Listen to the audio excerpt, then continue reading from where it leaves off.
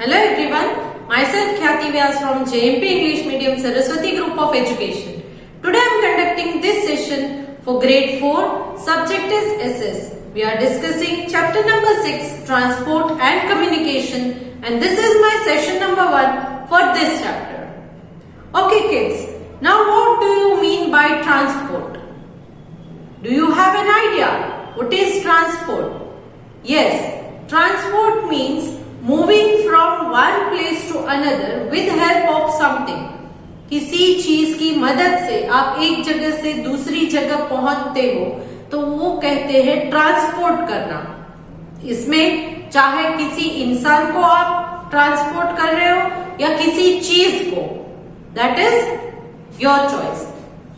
Transport in our previous grade, जब आप previous grade में थे तब आपने ऑलरेडी सीखा था कि ट्रांसपोर्ट बेसिकली 3 टाइप्स के होते हैं, roadway, waterway and airway.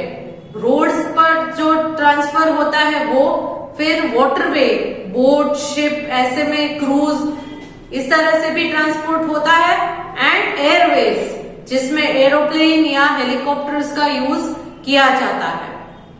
Correct. तो in this session, in today's chapter we are going to discuss regarding the transport and the communication. Communication का मतलब क्या है?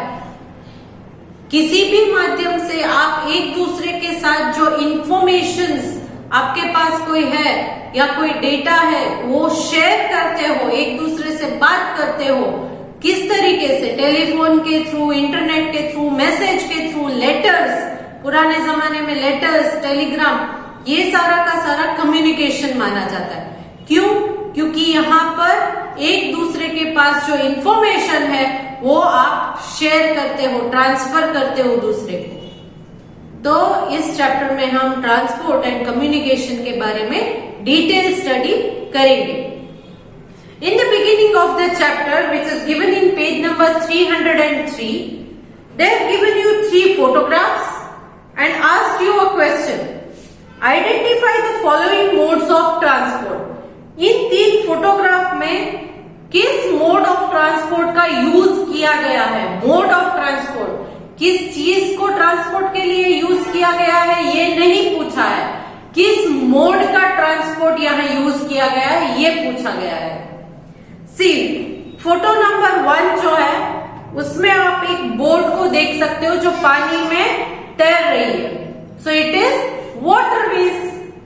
Next, picture number 2, you can see a bus which is traveling on a road. So this is roadways. And the other one is you can see a train which is moving on a track. Train है वो track पर चल रही है. So it is railways.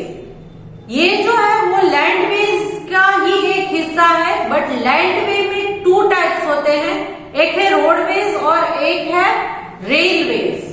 Correct? Roadway and railway, ये दोनों landways के अलग अलग सेक्शंस है। Clear? Okay, now let us start the chapter. Transport refers to the way of carrying people and goods from one place to another. People या goods को एक जगह से दूसरी जगह जो ले जाते हैं बाय लैंड, एयर और वाटर, वो ले जाने के लिए आप लैंड का यूज, वाटर का यूज या एयर का यूज भी कर सकते हो। तो इस तरह के जो ट्रांसफर होती है एक जगह से दूसरी जगह की, उसे कहते हैं transport. So transport refer to the way of carrying people and goods from one place to another by land, air or water. Many years ago, people used animals for transport. बहुत सालों पहले early men जो थे वो पहले पैदल चलते थे, फिर धीरे धीरे उन्होंने रियलाइज किया, क्योंकि चलते चलते थक जाने की वजह से उन्होंने रियलाइज किया कि अगर एनिमल्स को हम ट्रेन करें और उनके ऊपर अगर ट्रैवल करें तो हमें थकान नहीं महसूस होगी। सो बहुत साल पहले एनिमल्स का यूज किया जाता था ट्रांसपोर्टेशन के लिए। सॉरी, आज भी आप देख सकते हो बुलक कार्ट है, टांगा मीन्स हॉर्स ड्रॉन कार्ट, घोड़ा गाड़ी होते हैं ना, उसे टांगा कहते हैं। तो ये सारी चीजें एनिमल्स ही अभी भी पुल करके ले जाती है, करेक्ट। तो बहुत साल पहले एनिमल्स का यूज किया जाता था ट्रांसपोर्टेशन के लिए। Later after the wheel was invented, people started using cart to move around. पहले एनिमल्स के ऊपर बैठ के, जैसे हॉर्स राइडिंग करते हैं, करेक्ट, हॉर्स के ऊपर बैठ के राइडिंग करना, तो उस तरह से किया जाता था। फिर जैसे जैसे व्हील का इन्वेंशन हुआ, पहिए का, तो लोगों ने कार्ट बनाना स्टार्ट किया, गाड़ी बनाई, और फिर उस गाड़ी को एनिमल्स खींचते थे, करेक्ट, तो उसे कहते हैं कार्ट। तो व्हील के इन्वेंशन के बाद कार्ट को यूज करना स्टार्ट किया ट्रांसपोर्टेशन के लिए। The different means of transport kept changing with time. इसी तरह से धीरे धीरे ट्रांसपोर्टेशन के अलग अलग मीन्स आने लगे, अलग अलग तरीके। पहले एनिमल के ऊपर बैठकर ट्रांसपोर्ट हुआ था, फिर व्हील का इन्वेंशन होने के बाद उन्हीं एनिमल्स के थ्रू कार्ट्स जो है उन्हें खींचने का काम किया गया। फिर धीरे धीरे धीरे करके मॉडर्न हमारे जो आज के व्हीकल्स है उन्हें हमने बनाया। तो डेवलपमेंट होती ही रहती है। Today we have many different ways of travelling. आज हमारे पास अलग अलग रीत है ट्रैवल करने के लिए। रोडवेज, जिसमें आप अपने प्राइवेट व्हीकल, स्कूटर है, पब्लिक ट्रांसपोर्ट में बस है, करेक्ट, तो उन पे ट्रैवल कर सकते हो। आपकी कार है, तो ये सारे रोडवेज। देन रेलवे, जिसमें आप ट्रेन्स में, मेट्रो ट्रेन्स है, नॉर्मल ट्रेन्स है, उन ट्रेन्स में, रेलवे में ट्रेन्स आती है तो उनमें ट्रैवल कर सकते हो। देन वाटरवेज, शिप्स में, बोट्स में, क्रूज में, इस तरह से ट्रैवल कर सकते हो। थोड़ा टाइम कंज्यूमिंग होता है but it is nice. And Airways, जिसमें आप, it is the fastest means of transport, सबसे फास्ट है ये एयरवेज। एकदम जल्दी से एक जगह से दूसरी जगह पहुंचना है तो एयरवेज, दैट इज एरोप्लेन में आप ट्रैवल कर सकते हो। Better means of transport have made travelling much easier. तो ये सारे बेटर मीन्स ऑफ ट्रांसपोर्ट है। अगर सोचिए कि आपको यहाँ से आपके बाजू के गांव में जाना है, तो पुराने जमाने में एनिमल्स थे, तो उनके ऊपर बैठकर जाना कैसा होगा। फिर एनिमल ड्रॉन कार्ट्स होते थे, करेक्ट, तो उन कार्ट्स में अगर आप जाओगे तो कैसा होगा। फिर धीरे धीरे और अगर हम डेवलप हुए तो साइकिल, आपको अगर कोई बोले कि साइकिल में यहाँ से वहां तक जाओ, फॉर एग्जाम्पल जामनगर है बाजू में, तो यहाँ से जामनगर साइकिल में जाने को कोई बोले तो कैसा होगा, करेक्ट। तो इस तरह से जैसे जैसे हमारे मीन्स ऑफ ट्रांसपोर्ट डेवलप होते गए, उसकी वजह से ट्रैवलिंग भी इजी होती गई। आज आप देखो तो कार में फटाफट ट्रैवल करके पहुंच सकते हो कहीं भी। सो transport has become much easier because of this developed means of transport. Traveling became easier. The type of transport we use depend on the distance, cost and the size of the thing that have to be transported.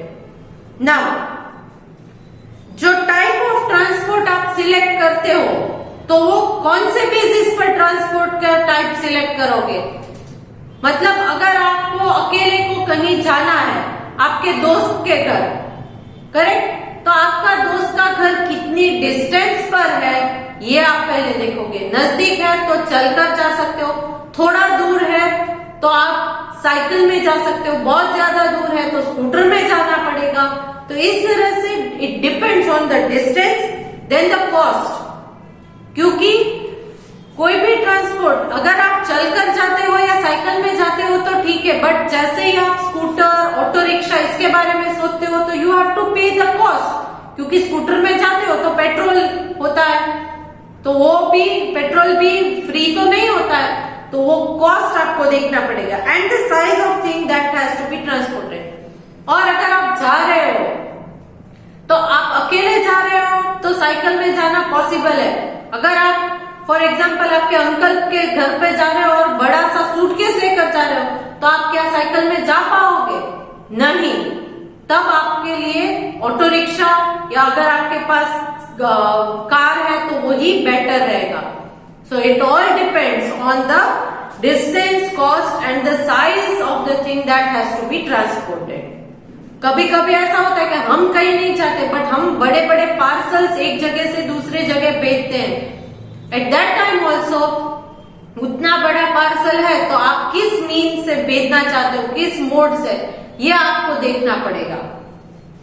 We use road or rail transport for shorter distance and air or sea for longer distance. आप railway या roadways ले सकते हो अगर short distance है, आपके country के अंदर ही है या 2-3 घंटे का ट्रैवल है तो वो ले लेते हो. बट अगर लॉन्गर डिस्टेंस है, फॉर एग्जाम्पल यहां से मुंबई अगर जाना है, से नियर अबाउट अगर आप रोडवेज लेते हो तो 14 से 15 घंटे लगेंगे. Correct. So instead of wasting 15 hours, अगर आपके पास टाइम नहीं है तो आप एरोप्लेन में जा सकते हो. Within 45 minutes to 1 hour आप पहुंच जाओगे. सो डिस्टेंस कितना है depends on that. Shorter distance है तो रोडवे या रेलवे ले सकते हो. अगर लॉन्ग डिस्टेंस है तो एयरवेज या कहीं फॉरेन कंट्रीज जाना है तो शायद वाटरवे भी ले सकते हो. Next, speaking about roadways. Roadways में कौन कौन सी चीजें आती है? Roadways are the most important mode of transport. Roadways सबसे इंपॉर्टेंट मोड ऑफ ट्रांसपोर्ट है. In India new and better roads are build every year. India में हर साल नए नए रास्ते बनते ही रहते, रिपेयरिंग भी चलती रहती है. और अगर कच्चे रास्ते हैं तो वहां पर पक्के रास्ते बनाने का काम भी किया जाता है. अब चाहे विलेजेस हो या टाउन्स हो या सिटीज हो, कहीं पर भी आपको कच्चे रास्ते नहीं दिखते हैं, नए बने हुए रास्ते मिलेंगे. Roads can be divided into 2 types depending on the material used in making them. Roads बनाने में भी 2 अलग अलग किस्म के रोड बनते हैं. और ये 2 अलग अलग टाइप्स क्यों है? क्योंकि जिन मटेरियल्स को यूज करके इन रोड को बनाया गया है तो उनके बेसिस पर रोड्स को 2 अलग टाइप में, 2 अलग कैटेगरी में डिवाइड किया गया है. First one, roads made using long lasting material, जो बहुत साल तक खराब नहीं होता है उसे कहते हैं लॉन्ग लास्टिंग. तो ऐसे रोड जो लॉन्ग लास्टिंग मटेरियल से बनाए जाते हैं, जैसे कि सीमेंट है या टार. टार को हम डामर भी कहते हैं, डामर. तो सीमेंट या टार से बने हुए रोड है, they are called as metalled और पक्का रोड. उन्हें मेटल्ड या पक्का रोड, पक्का रास्ता कहते हैं. These roads can be used all year round, even in the rainy season. इन रास्तों को पूरे साल हम ट्रैवलिंग के लिए यूज कर सकते हैं. रेनी सीजन में भी इन रास्तों को कुछ भी नुकसान नहीं होता है. नेक्स्ट, कच्चा और नॉन मेटल रोड. कच्चा रास्ता या नॉन मेटल रोड होते हैं आर यूजुअली स्मॉलर पाथ. ये पक्के रोड्स जो होते हैं, मेटल रोड, उनसे थोड़े छोटे होते हैं, यूजुअली मेड ऑफ मड और मिट्टी से बने होते हैं. They are difficult to travel on and cannot be used during rainy season. इनके ऊपर कच्चे रास्ते पर, कच्चा रोड पर चलना या नॉन मेटल रोड पर ट्रैवल करना थोड़ा डिफिकल्ट हो जाता है, स्पेशली इन रेनी सीजन, क्योंकि ये स्लिपरी भी हो जाते हैं. Next, in our country we have long roads called highways which connect towns and cities. हमारी कंट्री में बड़े लॉन्ग रूट के रोड्स भी एक दूसरे से कनेक्ट करते हैं, एक दूसरी टाउन्स या एक दूसरे सिटी को कनेक्ट करते हैं, और इनको हम कहते हैं हाईवेज. जहां 2 बड़े सिटीज या 2 बड़े टाउन्स एक दूसरे से कनेक्ट करते हैं इन रोड्स की वजह से, तो इन रोड्स को हम कहेंगे highways. First, national highway, second is state highway. Highway में 2 कैटेगरीज है, एक है नेशनल हाईवे, एक है स्टेट हाईवे. तो चलिए देख लेते हैं ये क्या है. National highways connect important cities and town all over the country. National highway का मतलब ऐसे रोड जो पूरे कंट्री के बड़े बड़े सिटीज और टाउन्स को एक दूसरे से कनेक्ट करते हैं. Other one is state highway which link important towns and cities within the state. और स्टेट हाईवे ऐसे रोड है जो किसी एक पर्टिकुलर स्टेट के अंदर के इंपॉर्टेंट टाउन्स एंड सिटीज को ही कनेक्ट करते हैं, पूरे नेशनल लेवल के टाउन्स एंड सिटीज को नहीं। यहाँ पर स्टेट लेवल के टाउन्स एंड सिटीज को कनेक्ट करने वाले रास्ते को स्टेट हाईवे कहेंगे, नेशनल लेवल के टाउन्स एंड सिटीज को कनेक्ट करने वाले रास्तों को नेशनल हाईवे कहेंगे। All these roads have numbers, इन सारे नेशनल हाईवेज है या स्टेट हाईवे, उनके एक पर्टिकुलर नंबर्स होते हैं। They are used by people for travelling, for transporting and for transporting goods. In national या स्टेट हाईवे को हम लोग अपने ट्रांसपोर्ट के लिए, ट्रैवलिंग के लिए या गुड्स के ट्रैवलिंग के लिए यूज करते हैं। Correct. Next, one of the oldest highway is the Grand Trunk Road, which has been renamed as शेर शाह सूरी मार्ग। एक बहुत ही बड़ा इंपॉर्टेंट हाईवे है जिसका नाम है ग्रैंड ट्रंक रोड और नया नाम दिया गया है शेर शाह सूरी रोड या शेर शाह सूरी मार्ग। मार्ग मतलब road. It was built by शेर Shah Suri in 16th century CE। इसे शेर शाह सूरी नाम के आदमी ने 16th century CE में बनवाया था। It connects Peshwar in Pakistan to Sonargaon in Bangladesh. ये इतना बड़ा है कि पाकिस्तान से लेकर बांग्लादेश, पाकिस्तान के पेशवार नाम के प्लेस से सोनारगांव जो बांग्लादेश में है वहां तक का कनेक्शन ये एक रोड करता है। इसे कहते हैं शेर Shah Suri Marg. This road runs through northern, central and eastern India. ये नॉर्दर्न, सेंट्रल और ईस्टर्न तीनों तरफ इंडिया के नॉर्थ से लेकर नॉर्थ, देन सेंटर और ईस्ट, पूरे नेशन हमारा इंडिया के बीचों बीच से ये होकर निकलता है। Connecting many places such as Delhi, Aurangabad and Howrah. और हमारे इंडिया के बड़े बड़े प्लेसेस जैसे कि दिल्ली है, औरंगाबाद है, हावड़ा है, इन सारे प्लेसेस को कनेक्ट करते हुए ये पाकिस्तान के पेशवार से लेकर सोनारगांव बांग्लादेश तक एक ही रोड जाता है, which is that शेर शाह सूरी मार्ग। इन माउंटेनियस रीजन, पहाड़ी विस्तार जो होता है, पहाड़ी इलाका, tunnels are dug through hills to make road. क्योंकि यहाँ पर पहाड़ों को खोद कर रास्ता बनाना पड़ता है, करेक्ट, तो उसे कहते हैं टनल्स। उसे क्या कहेंगे? टनल्स। पहाड़ों को खोद कर जो रास्ता निकलता है उसे कहते हैं टनल्स। गुफा में से निकलना, टनल माने गुफा। During winter snow has to be cleared regularly to make the road usable. और इन माउंटेनियस रीजन में बहुत ठंडी होती है और ठंडी की वजह से स्नोफॉल भी होता है। तो क्या होगा? स्नोफॉल होने की वजह से रास्ते कभी कभी ब्लॉक हो जाते हैं, बंद हो जाते हैं, तो उन्हें रेगुलरली क्लीन करना जरूरी हो जाता है। So in mountainous region, tunnels are dug through the hills to make road. During winter, snow has to be cleared regularly. Snow जो रास्ते पर गिरकर रोड को ब्लॉक कर देता है, उन्हें रेगुलरली क्लियर करना पड़ता है to make the road usable, ताकि उन रास्तों का यूज किया जा सके। अगर वहां पर स्नो से रोड ब्लॉक हो जाए तो उसे यूज करना पॉसिबल नहीं होगा। यूज करना है तो स्नो को क्लियर पहले करना पड़ेगा। To connect two river banks, to river bank मतलब एक नदी के दो किनारे हैं सपोज, तो उन रिवर के बैंक्स को कनेक्ट करना है। रिवर बैंक मतलब सी फॉर एग्जाम्पल यहाँ ये एक रिवर फ्लो होके जाती है, this is river.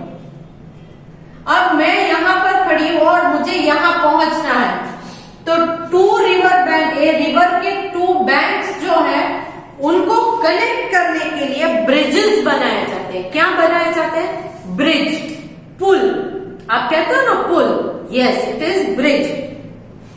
So to connect two river banks bridges have to be built first. यहाँ इसके ऊपर ब्रिज बनाना पड़ेगा, यहाँ एक ब्रिज बनाना पड़ेगा।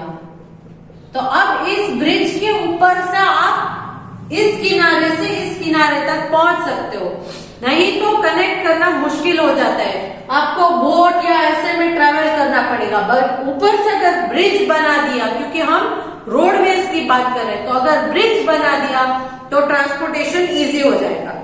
What is a bridge? Bridge is a structure built over a road, railway, river and so on. Bridges जो है वो सिर्फ रिवर के ऊपर नहीं, बट किसी रोड के ऊपर से भी होकर निकलता है। हमारे यहाँ ओवर ब्रिज भी है, अंडर ब्रिज भी है, correct. For example railway line ऊपर से जाती है और आप अगर नीचे से ट्रेवल करते हो तो उसे अंडर ब्रिज कहते हैं। कभी कभी ऐसे होता है नीचे से ट्रेन गुजरती है और आप जो है आपका रोड ऊपर से जाता है तो उसे ओवर ब्रिज कहते हैं, करेक्ट।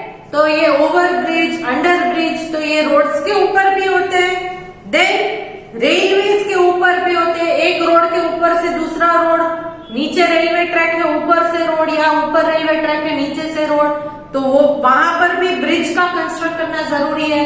रिवर्स को क्रॉस करने के लिए भी ब्रिज को कंस्ट्रक्ट करना पड़ता है, सो दैट पीपल और vehicle can cross from one side to other. और ये क्यों बनाया जाता है? ताकि पीपल जो है वो एक तरफ से दूसरी तरफ आसानी से जा सके। So bridges are built there. Roads are then built over the bridges. Bridges बनाने के बाद उन ब्रिजेस के ऊपर रोड बना दिया जाता है ताकि हेवी व्हीकल्स जो है वो भी ट्रैवल कर सके। Roads are very important for us because many items that we need such as food grains, fruits, vegetables and so on are transported by road to different parts of our country. Roadways बहुत ज्यादा important है। क्यों? क्योंकि आप जो food grains खाते हो, fruits खाते हो, वेजिटेबल्स खाते हो, वो हमारी कंट्री के अलग अलग हिस्सों में ग्रो होते हैं, मगर आपके गांव में सारी की सारी चीजें अवेलेबल है। कैसे अवेलेबल है? क्योंकि इन रोडवेज की वजह से ही उन चीजों को एक जगह से दूसरी जगह पहुंचाया जाता है और फिर वहां पर भी उनका सेलिंग होता है। फॉर एग्जाम्पल एप्पल्स, जो कश्मीर में या शिमला में बहुत सारे ग्रो होते हैं, तो ये जो एप्पल्स है, शिमला के एप्पल्स या नागपुर के ऑरेंजेस जो बहुत फेमस है, वो आप अपने गांव में भी खाते हो। कैसे खाते हो? क्योंकि इन रोडवेज की मदद से वो जहां पर ग्रो होते हैं वहां से यहां तक पहुंचा दिए जाते हैं। तो they are very very important. Okay, let me end this session here. आज का ये सेशन हम यहीं पर खत्म करते हैं। नेक्स्ट सेशन में हम रेलवे से आगे कंटिन्यू करेंगे। ओके, तो I want you all to read the chapter till where I have explain in this video. आज के वीडियो में मैंने जितना एक्सप्लेन किया है उतना आप अपनी टेक्स्ट बुक में से रीड करोगे। You will try to make connections between the sentence, and अगर कुछ समझ में नहीं आता है तो फिर से एक बार वीडियो देखिएगा। And I am sending a PDF that is worksheet based on the fill in the blanks. Hint box में से आंसर करेक्ट कौन सा है वो सिलेक्ट करके आपको ब्लैंक्स फिल करनी है। Okay, go through the textbook if you are having any difficulty to find the correct answer. I hope you will complete your work on time. Chalo, hope to see you good in the next session. Bye.